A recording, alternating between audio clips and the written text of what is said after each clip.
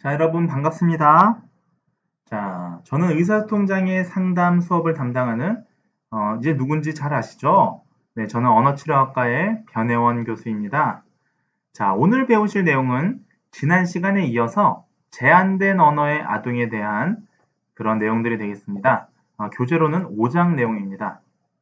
자, 우리가 지난 시간까지 제한된 아동에 대한 유형들에 대해서 나눠서 배워봤고요. 그래서 아주 언어가 제한된 아동들이 있고 학령기 이후에 청소년기 이후에 아주 미묘한 언어 문제를 보이는 아동들이 있다라고 우리가 살펴봤습니다. 또한 우리가 지난 시간에 배웠던 것 중에 하나는 구어바라 길이를 기초로 언어 제한 아동을 나누는 유형들이 있었습니다. 대표적인 게 비구어 의사소통 수준이 있었고요. 네, 몸짓이나 어떤 발성만을 산출하는 아동들이었죠. 자, 또 어떤 아동들이 있었습니까? 또 한낱말 의사소통 수준의 아동들이 있었습니다. 자, 이러한 아동들은 어떻습니까? 낱말을 조합하여 산출하지 못하는 게 특징이었죠. 자, 그래서 또 이런 아이들이 또 반드시 말로만 산출하는 게 아니라 A씨 수준도 한낱말이라면 한낱말에 들어가는 겁니다. 자, 그 다음에 초기 다단어 의사소통 수준 이런 아이들이 있었습니다. 그래서 낱말을 조합해서 산출은 하지만 이러한 것들이 길어야 한 2, 3어 조합에 들어가서 문법 형태소가 생략되는 그러한 유형을 보이는 문장을 산출하지 못하는 아이들도 있다라는 말씀을 지난 시간에 드렸습니다. 결국 이렇게 구어바라기를 기초로 아동 언어를 이렇게 유형을 나누는 게 어떤 의미가 있을까요? 우리 지난 시간에 배우셨는데요. 네, 맞습니다. 우리가 언어 치료라는 게 결국은 의사소통을 평가해서 현재 수준보다 한 단계 더 높은 수준으로 이걸 이끌어주는 게 사실은 언어 치료지 않습니까? 예컨대 비구어라면 비구어 수준의 아동을 한낱말 수준으로 늘려주는 게 이런 것들이 언어 치료이기 때문에 실은 구어바라 기례를 기초로 이런 것들을 파악하는 것은 치료의 어떤 지침이 되어준다라는 말씀을 지난 시간에 드렸습니다. 자, 오늘은 어떤 언어 제한 아동의 어떤 특징들 외에도 직접 및 간접 치료에 대해서 오늘 좀 학습을 하겠습니다. 자, 그 다음에 오늘 또 후반부에 어떤 내용들을 배우시게 되냐면요. 의료나 지역사회 클리닉 환경에서의 평가와 치료에 대해서 또 배우실 거고요. 또 마지막으로 교육 현장에서의 평가와 치료에 대해서도 좀 접근해 보도록 하겠습니다. 자, 그럼 오늘 저와 함께 그 수업을 좀 진행하도록 하겠습니다. 자, 언어가 제한된 아동의 평가 과정은 우리가 지난 시간에 여기까지 배우셨죠. 자, 결국은 생리적 기초부터 시작해서 언어 모델의 접근성, 인지 능력, 의사소통 의도, 사회적 능력, 그리고 구어와 비구어 의사소통까지 평가를 해야 된다라고 우리가 지난 시간에 대체적인 결과를 설명을 드렸습니다. 이런 게 다학제적인 평가다라고 보면 되는 겁니다.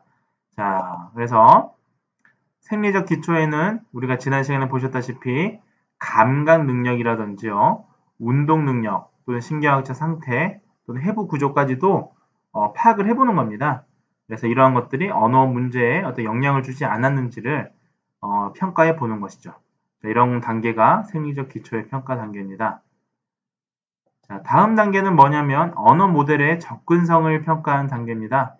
그래서 보호자 아동의 상호작용을 관찰해서 이런 아동들이 언어 모델에 이렇게 잘 접근해 있는지 이런 것들을 판단하는 것이 또 하나의 평가 절차에 들어갑니다. 그 다음에 인지 능력을 또 평가하게 됩니다. 이제 오늘부터 여기서부터 이제 오늘 수업이 되겠는데요.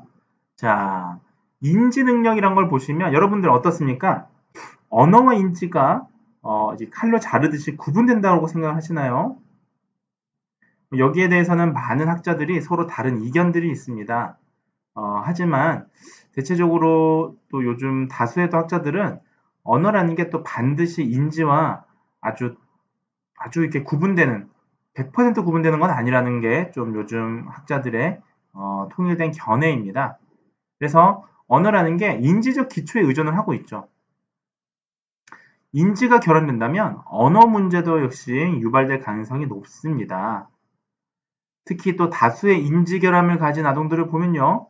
아주 언어를 매우 원시적인 방식으로 이렇게 사용하는 경우가 많습니다. 자, 그럼 인지 결함이 어떤 게 있느냐? 사물 항구성, 이거 다른 말로 사물 영속성이라고 하죠. 네. 자, 사물 영속성. 우리가 인지 능력이 하나인데요. 사물이 우리 눈에 보이지 않더라도 그 성질이 아예 존재하지 않는, 그러니까 없어지는 것이 아니라는 걸 깨닫는 게 우리가 사물 영속성입니다. 예컨대 만약에 이렇게 빛이라는 걸 눈앞에 보였다가 이 빛을 이렇게 치우더라도 안 보이는 곳에 두더라도 빛이 지구상에 사라진 건 아니잖아요. 네. 눈앞에 보이지 않을 뿐이죠. 이런 것들을 깨닫는 게 사물 영속성이죠. 이런 게 가능해야 나중에 뭐 인형놀이라든가 이런 게 가능하겠죠. 자, 그 다음에 뭐 상징 능력, 수단 목적, 관계 개념 이런 것들이 잘 이루어져야 실은 언어 능력도 언어 수준도 잘 발달을 하게 되는 것입니다. 자, 그래서 이런 인지 능력에 대한 평가도 필요하다라는 게 되겠습니다. 그 다음에 의사소통 의도입니다. 자, 의사소통 의도. 우리가 이런 제한된 언어의 아동에 있어서 평가에서 굉장히 중요한 부분 중에 하나인데요. 자, 의사소통 의도는 최소한 두 가지 중요한 측면에서 자료를 수집해야 됩니다. 첫 번째 뭐냐 하면, 자, 몸짓 발성을 이용한 의사소통을 시도하는지, 이런 걸 판단이 필요한 거죠. 자, 만약에 아이가 아무런 몸짓도 사용하지 않고 발성도 사용하지 않고 무발화로 있는 아동하고 역시 마찬가지로 무발화이지만 아직 몸짓을 사용해요. 예를 들면 뭐 우유를 가르치면서 에라고 하는 아동은 네 우유를 가르치지 않으면서 하는 아동보다 같은 무발화 수준이라 할지라도 의사소통 의도가 다른 겁니다. 의사소통 의도가 후자는 있는 경우죠. 자, 이런 것들을 판단해야 되고요. 두 번째는 의사소통 의도가 실현되는 수준, 이런 수준도 판단을 해야 됩니다. 따라서 의사소통 의도가 만약에 있다면 그 다음 수준으로 끌어주면 되고요. 의사소통 의도가 없다면 우리 이런 평가에 이런 걸 잘 파악해서 의도부터 만들어줘야 되는 그런 상황이 생길 수가 있습니다. 이런 것 없이 갑자기 말이 등장하지는 않습니다. 이런 것들 잘 파악해서 또 상담 시에 적용을 해야겠고요. 자, 그 다음에 사회적 능력입니다.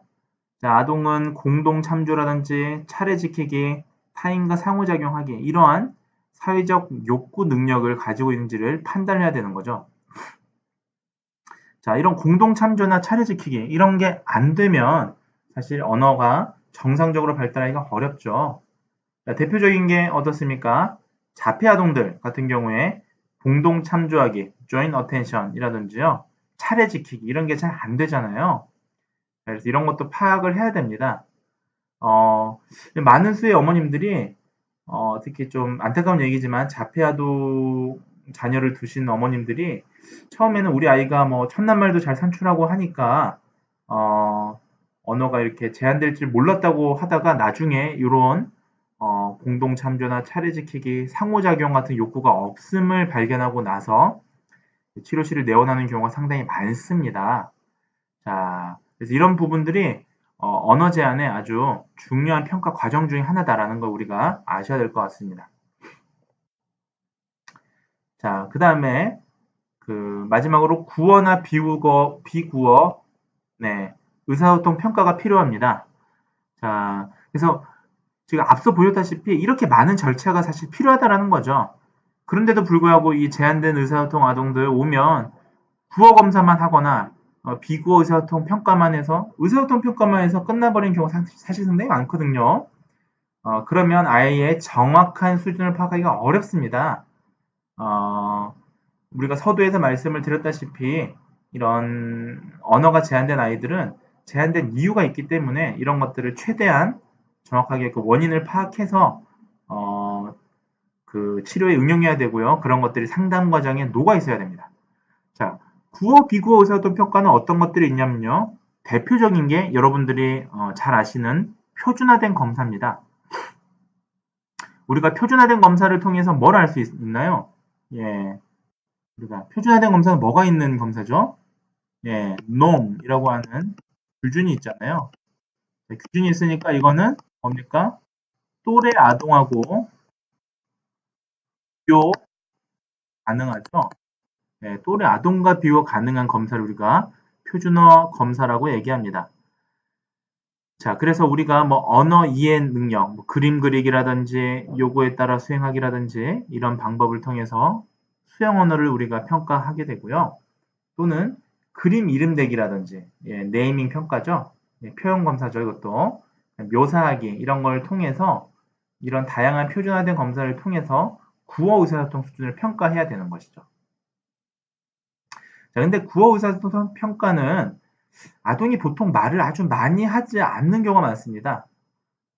특히나 제한된 그 언어의 아동들 같은 경우는 실제로 평가할 게 거의 없는 경우가 많아요. 네. 별로 그러니까 발화 자체를 많이 안 하니까요. 그래서 언어 샘플 얻는 경우가 상당히 힘듭니다. 자, 그런 경우에 아동의 발화가 없었다라고 넘어갈 게 아니라 비구어 의사소통을 평가해야 된다는 거죠. 여러분들 비구어, 구어가 아닌 의사소통 평가 대표적인 게 뭐가 있나요? 바로 제스처, 몸짓이라든지요, 발성 이런 것들이 있었는지에 대한 여부를 목록으로 작성할 필요가 있습니다. 자, 그래서 이런 비구어 의사소통까지 잘 평가를 해야 제한된 발화 수준의 아동을 수준이 어떠한지를 정확하게 파악해서 우리가 치료 목표를 세우고 또 할 수가 있겠죠. 자, 상담도 잘 할 수가 있겠죠. 이런 것들 잘 파악하시기 바랍니다. 자, 한낱말기 아동하고요. 초기 낱말 조합기 아동들은 보시면 우리가 12개월이 지나면 한낱말기 아동들 같은 경우 이제 엄마, 아빠 이렇게 얘기들을 많이 하고요. 한 18개월쯤, 만 2세쯤 되면 아동들은 낱말 두 개를 합쳐서 말하게 됩니다. 예를 들면 뭐 행위자 행위, 뭐 아빠 차, 그러니까 아빠가 차를 타고 운전을 해요. 그럼 아빠 차 이렇게 얘기를 하기도 하죠. 네, 뭐 이런 식으로 대상자 행위 뭐 이런 식으로 그 상황에 따라서 그 문맥에 따른 어떤 그런 언어 수준을 파악을 해야 되는 그런 시기가 옵니다. 그래서 이런 것들 잘 참고해서 평가 시에 응용하면 좋겠고요. 또 상담 시에도 부모님들이 우리 아이의 언어 수준이 어떠한지를 잘 이렇게 알려줘야 될 필요가 있죠. 자, 오늘 그러면 또 중요한 후반부의 중요한 파트는 이제 직접 치료와 간접 치료에 대한 일종의 개괄입니다. 자, 언어가 제한되어 있는 아동에게서 흔히 이제 나타나는 그런 증상이 여러 가지가 있는데요. 이제 첫 번째는 우리가 이런 직접 치료 또 간접 치료를 위해서 이 아이들이 인위적인 유형인지 아니면 자연스러운 유형인지 또 언어 치료사의 치료 선정 목표가 뭔지 또 특정 아동을 위해서 어떻게 직접 치료를 해야 되는지 간접 치료를 해야 되는지를 선택해야 되는 거예요. 네. 직접 치료, 간접 치료는 사실은 우리가 이 치료사가 그 상황에 맞춰서 잘 선택해서 이 아동에게 직접 치료가 더 적합한지, 간접 치료가 더 적합한지를 우리가 이렇게 고민해서 적용할 필요가 있는 겁니다. 자, 그렇게 진행이 되는데요. 자, 먼저 구조화된 치료가 좋으냐, 자연스러운 치료가 좋으냐, 이게 우리가 직접 치료를 선정하게 되느냐, 간접 치료를 선정하게 되느냐의 어떤 첫 번째 기준점이 될 것 같습니다. 자, 우리가 언어치료사는요, 이 언어치료 서비스가 결국은 구조화된 치료를 시작해서 실은 궁극적으로는 자연스러운 치료로 끝나게 됩니다. 일련의 치료 과정은 연속적인 과정인 거죠. 사실 이게 구조화된 치료, 자연스러운 치료가 딱 잘라서 이것만 시행하고 저것만 시행하는 건 아닙니다. 자, 하지만 그래도 아이에게 먼저 어떤 걸 더 적용하는 게 더 효율적이냐 이 부분을 이제 고민하게 되는 건데요. 자, 구조화된 치료, 자연스러운 치료 각각의 장단점이 있습니다. 구조화된 치료는 보통 이제 작은 치료실, 개별 치료실에서 진행을 하게 되는데요. 아주 집중력이 흐트러지기 쉬운 아동들 같은 경우는 구조화된 치료를 시행하게 됩니다. 또한 자연스러운 문맥 상황에서 단서가 제시되는 게 아동이 별로 이 아동에 도움이 안 돼요. 그런 경우에도 이런 개별화된 구조화된 치료실에서 아주 반복적인 치료, 드릴을 실시하게 되는 거죠.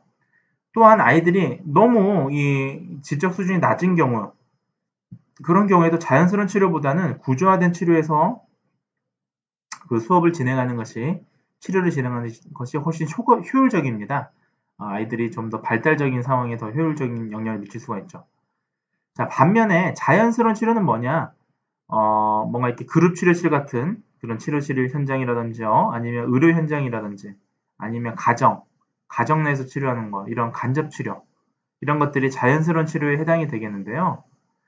자연스러운 환경을 이용하는 거예요. 아이에게 익숙한 환경이죠. 네, 아이가 낯선 환경이 아니라 익숙한 환경. 자, 일상적인 이런 것들을에서 시행을 하고요. 자, 이런 것들은 어떤 장점이 있느냐? 증가된 의사소통 기회. 의사소통 기회가 증가되는 거예요. 그래서 좀 인위적으로라도 약간 자연스러운 환경 속에서 소통할 수 있는 이 기회를 많이 만들어주는 겁니다. 자연스러운 환경에서 모델을 제공하기 때문에 아이에게 어떻습니까? 네, 그 아이에게 일반적인 어떤 그 치료가 가능한 거죠. 보다 이게 자연스러운 환경에서 치료가 가능하기 때문에 일반화가 가능한 겁니다. 자, 그 다음에 아동이 더 높은 수준에서 의사소통을 할 수 있도록 어떤 구체적인 단서를 제공할 수 있다라는 게 자연스러운 치료의 어떤 핵심이 되겠습니다. 자, 우리가 언어의 기초를 위해서 어떤 것들을 노력해야 되느냐? 언어가 제한되어 있는 아동들 같은 경우에는 단순히 언어 목표만 제시할 게 아니라 우리가 인지, 사회적 기술 이런 두 가지 요소를 함께 증진을 시켜줘야 됩니다. 자, 예를 들면요. 언어 발달하고 관련되어 있는 부분이 우리 인지 능력을 대표적으로 들 수가 있겠는데 인지가 약간 부족한 아이가 있습니다. 이 아이에게 언어를 효율적으로 학습시키기 위해서는 어떻습니까? 때로는 인지, 어떤 개념적인 인지적인 능력을 향상시켜줄 필요가 있는 거죠. 자, 인지 능력하고 그 언어 능력 어떤 게 다르냐면요. 예를 들면 색깔을 아는 거, 빨간색, 파란색, 노란색이 서로 다르고요. 이런 걸 아는 건 인지 능력이죠. 네, 크기라든지 이런 걸 아는 거요. 자, 언어는 말 그대로 그 이름이죠. 뭐 크다, 작다, 뭐 이런 것들. 이런 게 서로 연관되어 있는 거죠. 사실 인지 능력과 언어 능력이. 따라서 이런 것들을 함께 어떤 언어적인 능력을 증진시켜주기 위해서는 인지 능력도 함께 가르쳐야 되는 거죠. 그래서 우리가 단순히 이 책의 저자는 특히 이렇게 강조하고 있습니다. 언어치료사가 단순히 언어만을 가르치는 것이냐, 그 이상으로 어떤 다른 유관 영역까지도 가르쳐 줘야 되느냐에 대해서도 이렇게 언급하고 있는데 이 책의 저자는 언어치료사는 유관 영역도 같이 좀 담당해야 된다라는 쪽에 가깝습니다. 그래서 만약에 인지 능력의 향상이 필요하다면 언어치료사는 인지 능력도 함께 다뤄줘야 된다라는 게 이 내용의 골자가 되겠습니다. 자, 우리가 근데 때로는요, 우리가 사실 언어 치료의 목표가 뭐겠습니까? 의사소통 능력을 향상시키고 의사소통을 증진시키는 건데요. 가장 좋은 건 구어적인 표현으로 증진시키는 게 좋겠죠. 자, 그러다 보니까 저도 예전에 여러분들처럼 이렇게 학부 때 언어치료를 공부할 때에는 가급적이면 구어, 말을 통해서 언어를 학습시켜라, 증진시켜라 이렇게 배워왔는데요. 사실은 우리가 적절한 언어 규칙을 이해하고 적절하게 언어 능력을 늘리기 위해서는 다른 수단 체계, 예컨대 뭐 보완대체 의사소통이라든지 때로는 뭐 수어라든지 그림 의사소통 체계를 함께 이용해서 보완적인 치료를 할 필요도 있는 것입니다. 특히나 이 책을 보면요. 인지장애나 자폐증을 가지고 있는 아동들 같은 경우에는 단순히 구어로만 집중적으로 이렇게 학습을 하는 것보다 ASC를 함께 이용하면 더 쉽게 배우는 경향이 있는 것으로 나타났다라고 합니다. 자, 이 얘기는 뭐겠습니까? 여러분들이 물론 구어적인 의사소통을 증진시키는 게 가장 중요하겠습니다만 또 이와 함께 우리가 가능한 한 것들 아이의 어떤 언어 능력을 신장시킬 수 있도록 가능한 한 주변의 어떤 보완대체 의사소통이나 뭐 그림 의사소통 체계들도 함께 이용해보라 라는 그런 내용이 되겠습니다. 자, 그래서 언어치료사는요, 가능한 한 대상아동이 더 어릴 때 의사소통 방법을 어느 정도 이렇게 증진시킬 수 있도록 노력을 해야 됩니다. 자, 치료가 이제 성공적으로 끝났냐? 예, 그래서 치료가 성공적으로 종결되는 게 사실 이 언어치료사들한테는 상당히 이제 바람직한 상황이 될 텐데요. 사실 이제 이런 것들에 대해서 판단하는 게 중요합니다. 사실 우리가 의사소통 장애에 대한 평가하고 치료가 별개라고 생각하는 사람들 되게 많습니다. 그러니까 어머님들이 여러 군데 치료실을 다니시면서 치료는 A 치료실에서 받고 평가는 B 치료실이 더 잘한다고 생각해서 병원에서 평가를 받고 하시는 분들도 있으세요. 병원에서만 평가를 진행한다 하시는 분들도 계세요. 이거 굉장히 잘못된 생각인 거죠. 평가는 실은 온고잉 테스트예요. 온고잉 테스트. 여러분들 온고잉 테스트라고 들어보셨습니까? 예, 계속 진행하면서 하는 평가를 얘기합니다. 자, 그래서 우리 어떤 특정 문제가 발견되는 초기 평가부터 시작해서 최종적으로 치료를 종결할 때까지 계속 평가가 진행되는 거죠. 자, 한 번만 평가하는 게 아니라는 겁니다. 그래서 보시면 초기 평가 있고요. 또 진전 평가 있고 또 종결 평가까지 이렇게 진행이 되지 않습니까? 자, 평가라는 게 이렇게 계속 진행되는 과정이죠. 일련의 과정이죠. 자, 언어치료사는 대상아동이 진전되고 있는지 여부를 판단하기 위해서 끊임없이 평가해야 되기 때문에요. 평가와 치료는 서로 밀접하게 연관이 되어 있습니다. 자, 대부분의 경우에는 이제 교실에서의 아동이 자발적으로 상호작용을 할 수 있다라면 이게 최상의 진전 척도가 되겠죠. 자, 그래서 언어치료사 및 이제 기타 유관 전문가들은요, 자신의 업무 역량과 관련해서 이게 분명히 이 아이가 어느 정도 진전됐다. 이거를 주장할 수 있을 뿐만 아니라 입증할 수도 있어야 됩니다. 사실 그래서 평가라는 게 사실 이렇게 너무 자주 하면 또 학습 효과가 생겨서 좋지 않지만요. 정기적으로 평가를 진행해서 이런 아이의 향상 부분을 계속 모니터링하고 체크해야 됩니다. 사실 근데 이 초보 언어치료사들이 참 실습할 때 가장 많이 하는 실수가 아이가 잘하는 그런 과제도 계속 그 다음 과제에 포함해서 진행하는 그런 것들 있잖아요.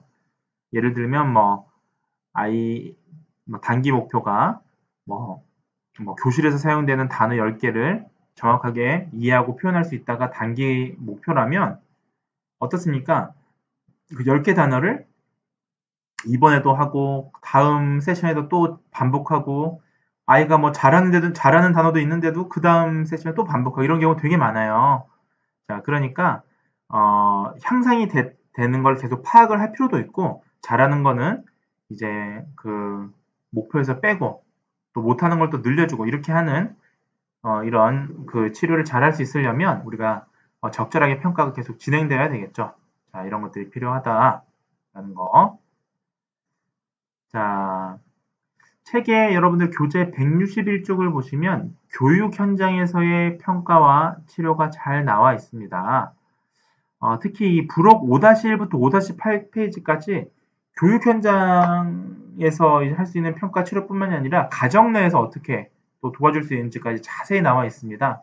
실은 이 수업 때 좀 이러한 내용들을 일일이 좀 소개를 시켜드리고 싶을 정도로 아주 유용한 것들인데요. 특히 부모 상담 시에 굉장히 도움이 됩니다. 그러니까 아이가 어떤 수준인지를 파악하는 법들, 또 수준별로 가정에서 어떻게 도와줘야 되는지 이런 지침서들이 나와 있습니다. 참 도움이 되는 부분인데 시간 관계상 이 수업 때는 자세하게 하나하나 말씀을 드리지는 않겠습니다. 자, 그래서 교육 현장에서의 평가 치료 한번 앞부분 그 부록 한번 참고해 주시기 바라고요. 자, 교육 현장에서 언어가 제한되어 있는 아동들의 평가 치료는 어떻게 이루어져야 되느냐? 자, 교육 현장에서는요, 우리가 사실은 주된 어떤, 중심이 되는 사람들이 교사나 특수교사 선생님들이에요. 특히 미국에서는 교사나 특수교사 선생님들을 필두로, 언어치료사나 어떤 여러 가지 평가팀들, 재활팀들이 이렇게 구성이 되게 됩니다. 그리고 교육 현장에서는 어떻습니까? 아이들이 언어 치료만 받는 게 아니라 교육 프로그램에 진입을 하기 때문에 특수교육 프로그램에 가장 많이 접하게 되죠. 자, 그리고 이 아이들은 또 어떤 아이들이 많냐면, 뭐, 언어 발달이 지원되는 아이들이 보면 자폐 스펙트럼이나, 뭐, 청각장애나 이런 여러 가지, 특수교육 현장에서의 어떤 장애 아동 유형이 참 많이 있습니다. 자, 그래서 언어치료사는 좋은 언어 모델을 제공하고, 언어를 자극하고 치료를 위한 활동에 관해, 또 구체적으로 의견을 이렇게 제안하거나 하는 그런 역할을 맡게 되는 거죠. 교육 현장에서는 이런 교육팀하고 함께 아우러져서 이런 어떤 협력적인 모델을 제공하는 게 중요하다라고 우리가 결론을 지을 수가 있겠습니다. 자, 지금 시간 관계상 여기까지만 말씀을 드리고요. 자, 다음 시간에 이어서 교육 현장에서의 언어가 제한되어 있는 아동의 평가 치료 이어서 좀 말씀을 드리겠습니다. 자, 여러분들 경청해 주셔서 감사합니다.